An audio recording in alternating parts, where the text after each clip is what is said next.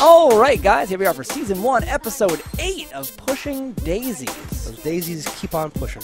I have no memory whatsoever of there being a rival store. Yep. And I'm positive I've watched all of this show. It's It has left possible. no impact whatsoever on me. It's possible we only saw 4 episodes and then declared it the best show ever created. Is and then that stopped- possible? stopped That doesn't seem Well, like, especially at the time when this would have been out for me to view. I was a binging person. Like, Yeah. I would rip through things. Yeah. I can't imagine that I didn't see this whole show. But again, I have no memory of the Molly Shannon character, I the think store, so the one-fingered bandit or 9 or whatever. Sometimes for me, back in those days, like especially because you would get files from people. Yes. And sometimes I would say, okay, I have these. I can watch these anytime I want. Mm-hmm. But the hunt continues, and I must get other stuff and watch other things. Oh that no, are gonna I be know on the there. hunt. The hunt Right? is real. But I have a memory of this feel- show that I is feel so like- incomplete. I feel like the hunt may have overtaken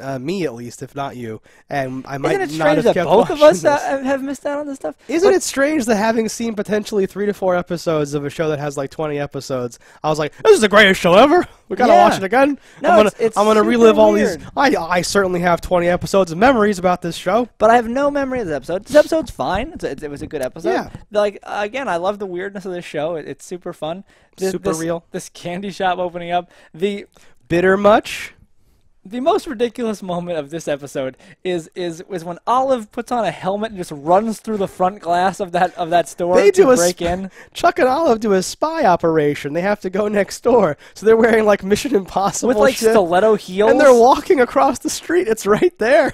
Yeah. They're just walking towards it. And there's like the oldest car in the world parked in front of it. Like, what is that? I guess. Like it adds to the where does this show take place? Yeah, where, when, how, why is this show? It takes place nowhere in the land And of it's an amazing candy make-believe. comical the show does it exists outside of time. Like, the color palette is so interesting, the weird characters and how things work in this world.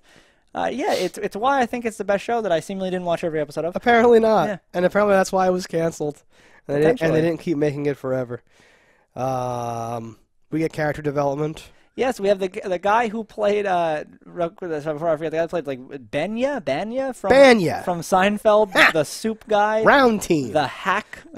Yes. Yeah, he is the inspector. The poor man's several people. The poor man's Phil Hartman. The poor man's I think whatever. poor man's Phil Hartman He's is a bunch of probably people. the most accurate. Because I saw it, I was like, oh my god, who is this person? I know him from everywhere. And yeah. Because in Yeah. this, with the suit and with the haircut. And there's Yeah, the no, Hartman. 100%. Yeah. News radio quality. No, so we'll talk about the actual crime or whatever, Yes. right? Chuck and Olive on that super spy mission, secret squirrel situation, were releasing rats in which the store. is super aggressive. Oh yes. Like, I understand these other people. They called the health inspector on you. You were violating health codes, so I don't even understand how you could be that mad, or how you've passed any. Like, he's never worn a hairnet. They have a dog in the kitchen. They are stocked full of rotten fruit. No one could have known that, because not even the employees seemingly knew that. No, I know. You'd And think that's there'd be a wicked smell coming from that room, and flies, like crazy amounts of flies. I love that the rotten fruit comes back to haunt him or whatever. Do you think of his he angle. gets rid of the flies by he's like ripen the strawberries and the flies die, ripen the strawberries and the flies die? I would assume so, or the flies are just not an issue. I can't imagine them not being an Sealed issue. in a room somewhere. No, yeah. All the fruit's rotten. The health inspector fails them, whatever, and they're motivated to retaliate. So my question. And the hoe. They ruined the pie hole sign so that it says Oh, the pie hoe. Sure. I was like, who And the are you referring to? The girls are like, as a hoe? pie hoes. Yeah. They released the rats, but since they've broken the front window, it's obvious that there'll be like a situation-ended investigation and all that stuff. You would think. So you're not really stealthily just introducing even a rats little. into the environment. So it's not a great plan. Ned, objects to it for moral grounds, though, and says, Yeah. I'm going to collect all these rats. I'm going to risk going back there in the middle of the night and getting all the rats. The one rat that goes into the toffee, Yes. I'm like, that is 1,000,000 pounds of toffee. That aren't covered at all. Health inspectors, I think, should have a problem with all kinds of things in this world. And it has to be like still heated. That has to be warm, right? You can't just like leave toffee room temperature and it still be Disgusting. able to be taken out of there in any. It was all gooey. It was. Very strange. I just couldn't get over them. Like, they ruined so much toffee. This would bankrupt their business. Like, it'd be over. And like they knew a rat. Like, once you know a rat goes in there and you're touching and stuff, if you don't do something to stop it, even if you took the rat out, you can't let that toffee be served. No, you can't sell those taffy things or whatever the fuck. You can't, like, that's...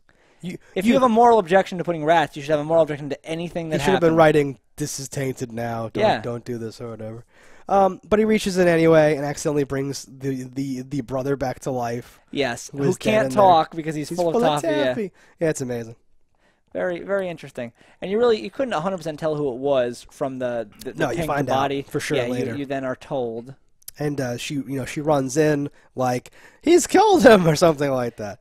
Yeah, it almost felt like when you first watch it, you feel like it's a setup that she killed the brother. I thought so, because she comes in with the cops, like, ready to go, like, at that moment. You probably can assume that a silent alarm or something was tripped when they smashed the window. They said there was no alarm. But then why? How did cops even show up? It doesn't make any sense. I have no idea. There must have been I like the line, too. Do you have a credit card? It's like, oh, you're going to fix the lock with it? No, but I'm gonna need you to pay for these damages. It makes no sense at all. You can't offer to pay for the damages. Otherwise, that you did it. What you got to do is then throw a baseball in there and say, we was just playing. With rats. Well, the rats, they were already in there. They have a horrible problem. I'm going to call the health inspector. By the way, these rats are playing baseball in the streets. Where do they even get rats? Rat store. Yeah. Python Emporium. I always think, like, anytime you see a thing like this, I'm like, wouldn't they just go to local pet stores and did anyone just buy, like, 40 rats? Like, this is not a foolproof crime. No. Even if you took out the fact that you just smashed the front window. No, I would love for more stuff to, like, call those things out. Where it's like, well, there's one pet shop within this many miles. I went there and asked if a couple of fine young ladies came in and bought 50 rats. And they said, yep. Yeah. And I said, okay, do you have security cameras? And they said, okay. And here I am arresting you. Yes. Right? It's kind of a letdown for the real world stuff. Well, that's why this show is in a fantasy land. It's not the real world whatsoever. Just them putting on those, like, spy outfit things, those Mission Impossible outfit things. Place it's so over the top that it's obviously not to be taken seriously. But it's so enjoyable because of that. Because nothing is based in reality in this show, and even the reality they're in, you're not sure of. You're like, well, what are the rules here? Because it seems like anything is possible. No, and like when is that in this episode? There's one episode where someone gets let out of prison and someone else gets put in prison, and it's like literally the same cell. They just walk up with, holding the one prisoner, and they take the one person out and put the other person in and like slam the door as if, like, there's only the one, and that's, whoever's guilty of crime X is in this cell. And so you guys, we're just going to swap you or whatever, right? Super dumb. Very. Yeah. Was it called, like, Butch the something or Butch the Tough? What was the guy in jail's name? Oh, something Bruce. Burly Bruce?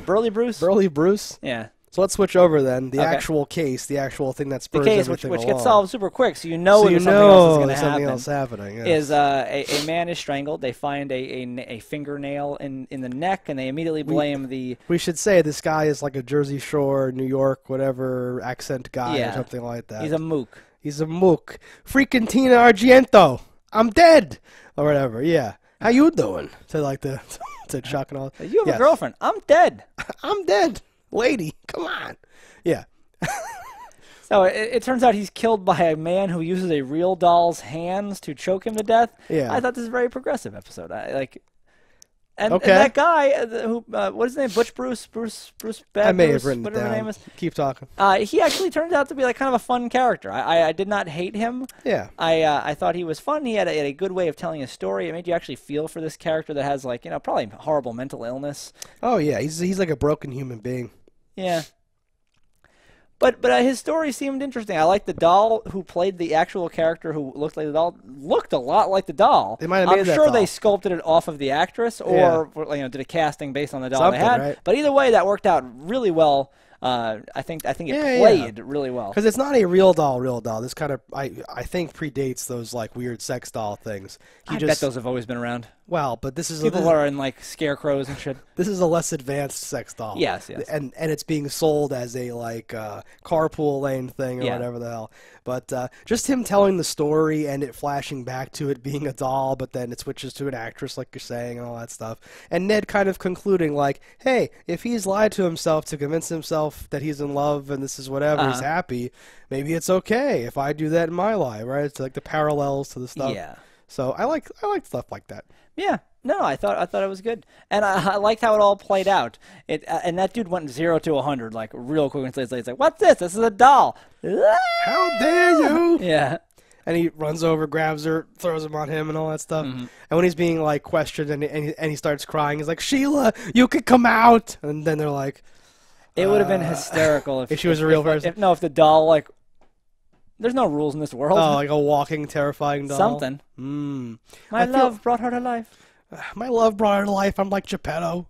Because we have not met any other people with powers. Oh, God, right? So like, maybe, arguably, the smell guy has a power. Sure. Smell guys. I love that we're turning this into like a superhero show now, where it's like, Ned is the only powered person we've met. Not necessarily super. I'm all for it. But yeah, but they're like, what if he could? Like when no one's looking, she does come alive. Like like this and that. Like things are like. What if more people have powers? And none of it would be out of the realm of possibility. Or we're basing on a show with a man that can bring the dead back to life. He can bring back the dead with no explanation. No, it's just a gift. Yeah, so why can't other people be gifted? I'm totally on board with that. I want a whole Heroes style, like hopping from thing to thing, finding more powered people and killing them. So Ned can get the powers. He brings them back to life and he takes their powers. Did anything else happen in this episode worth note? Oh well, let's go to the end now. So so it turns out that it was a fight over pay, and our Banya character killed the brother. Yeah, and he bit his finger off. Yeah. At some point, she was able to she killed the guy that killed her brother, and like hurled him into the lake. Yeah. Takes him down to the tar pits or something, and like she threw him so far. Yeah, well, I don't know what we're meant to take out of that or something like that. She's a beast. She's a freaking beast. All that candy, she was hyped up. She had a sugar rush. They play it off for so long with the Molly Shannon character. I forgot she was on. That's her name, right? Yeah. Before I go, okay, because I'm not looking directly at you. I can't tell if you're like, that's not her name, motherfucker. The Molly Shannon whole character, the whole arc with her. I assume this continues. Like we had Paul Rubens at the end of the one episode, and he hasn't come back yet. Yeah. But Molly Shannon was at the end of this episode, and she hasn't come back yet. I'm hoping we don't end season 1 expecting them to come back and like they never do or something like that. That would be really hard for me. Or the beginning of season 2, we've assembled a team of all people that are skeptical of the pie maker. We're all here to stop the pie maker. I threw a rock at him. It'll be a big rock. They did a lot of stuff though, like to set up that she was the killer. She's wearing the mittens. She has the gun. She has all this stuff. But yeah, she was a red herring. They lead you on so hard that she's really the killer with the gloves on, like you're saying, all that stuff. And then she turns out to be a killer, just not the killer from the beginning, and all that stuff. Well, she may not have been a killer then. But she's certainly a killer by the end. And the way she did it, who's to say this was her first time? Who's to say she doesn't have taffy powers? I'm just... Hell yeah. I can control the sugar. I like the line, what, it's an empty car trunk. No, it's not. Throws her in. All that stuff. It's pretty good. Take your trunk monkey and go. Take your trunk monkey. I wrote that down too. It's all in capital letters. Pretty good. Worth a note. Worth noting. Also earlier on, so I mentioned characters coming back. And actually last time, somehow, I mentioned Tincture Tonic Salesman. You called that one pretty good. That was an accident. Because I'm like, where the fuck is this guy? He should come back. But then he wasn't there when you really needed him. I'm invested in all this, apparently. Because I'm like, oh no, Olive realizes that she missed him. And maybe she missed him forever. Yeah. Oh no! It just goes to show, kids, if you love, like a pie maker, let them go. Just let them live, and then find your potion salesman. That's meant for you. There's tale as old as time. There's plenty of fish in the sea, but sometimes they have to go on the road to sell their snake oil to other people. Well, I'd say his is actual oil, because it may be made of snakes, but it's not snake oil. It's made of it's like homeopathic, which is like known to be nothing or something like that. Don't worry about medicine and alternative medicine. It's fine. But yeah, that was like very poignant to me. Like he came in, because she starts asking him stuff hypothetically, like direct, like Yeah. that stuff is in his wheelhouse of feelings. Well, and he said, what does she say? Like, what if you were in love with me but we couldn't touch? You would lose interest, right? And he's like, if we couldn't touch. And he goes on this long rant that I will not try to replicate. Yeah. But it's like Shakespearean. It's amazing. And if I lost my sight, I would take in your smell. Yeah, and your voice would be a beacon in the darkness that would guide me through your love. And he talks all this stuff. It's so amazing. He's like a Shakespearean poet. And I'm like, oh no. And then at the end, she's just holding the little espresso thing. And like, wait a minute. Oh no. And it finally clicks for her. And it's maybe too late. Yeah. And on a show about kidnapping dogs and dumb, stupid stuff and weird thing, like to have such an emotional, stupid connection there, I was like, I'm damn predicting show. a song in the next episode. We're due. Yeah, we haven't had a song from Olive. We're due for a song from Olive, yeah. Yep.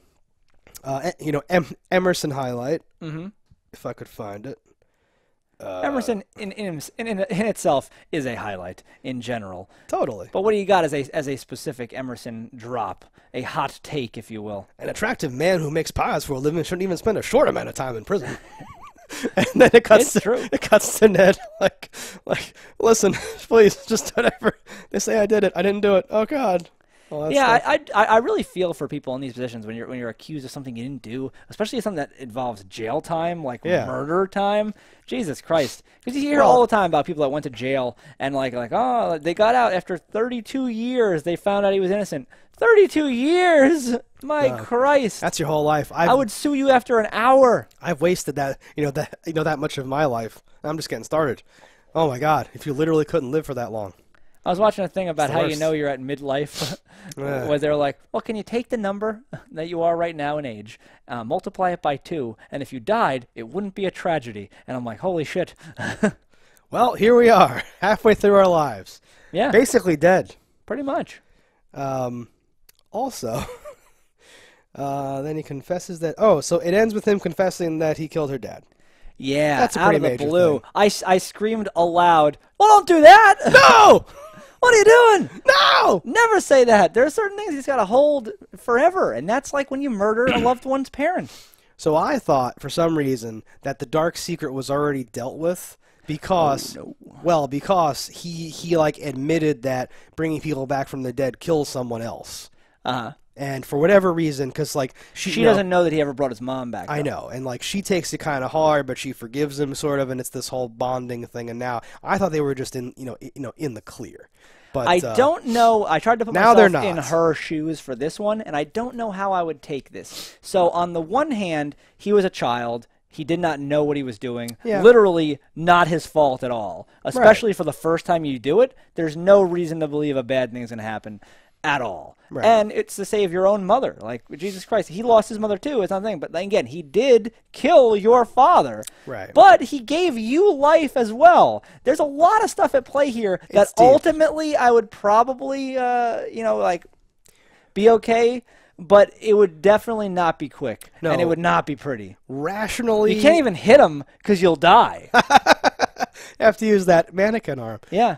No, like rationally, you can see a path to like this being okay. I know the show has a season 2. I'm assuming everything's going to be okay. Maybe it won't be. Very hard to be rational at a time like this, though. I know, and that's what I'm saying. Is like rationally, it should be okay. Characters are not rational, though. Well, people are not rational. Well, hey, people are characters too. It's true. Characters are people sometimes. Sometimes cats are dogs. She's obviously going to take it poorly, I would say, to say the least. I'm almost wondering if season 2 is not them on the skids and then have to come back to the whole thing. Hard to say. But I don't know. Being locked in a prison was far worse than some metaphor about truth.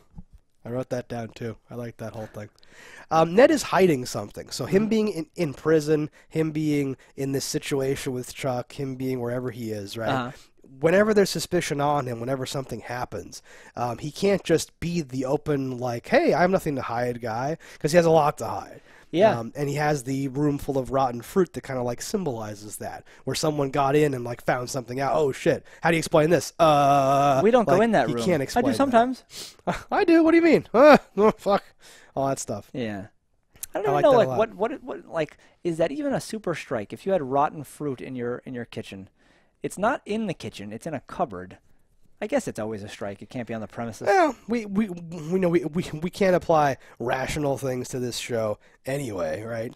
No, of course not. You would probably say I would have something. failed them for the dog alone, so it doesn't matter. There's a lot to fail them for in general, but like I think with the rotten fruit, you could have passed it off like, oh, this is we're about to throw this out. The garbage people are on strike, or make something up. I keep or my something like compost back stock here. Yes. Shut up. It's just for Grow my own fruit on grow- this. I grow honey on the roof. I fuck. need this for my plants. fuck. No, I don't. Illegal urban bees. No, fuck. Just keep spiraling Yeah. farther and farther down.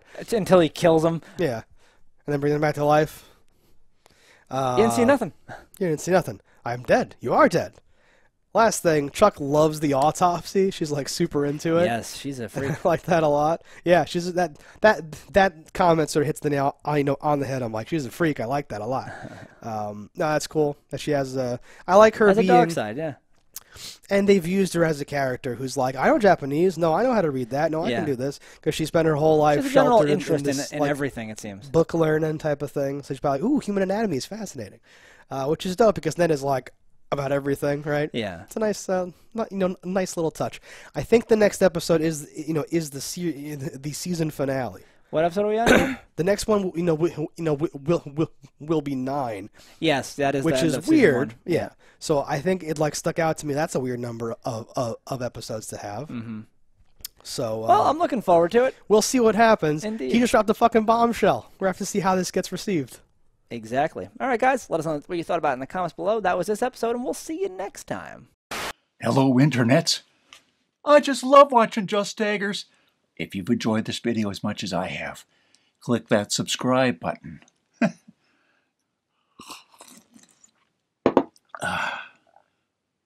Peace out, homies.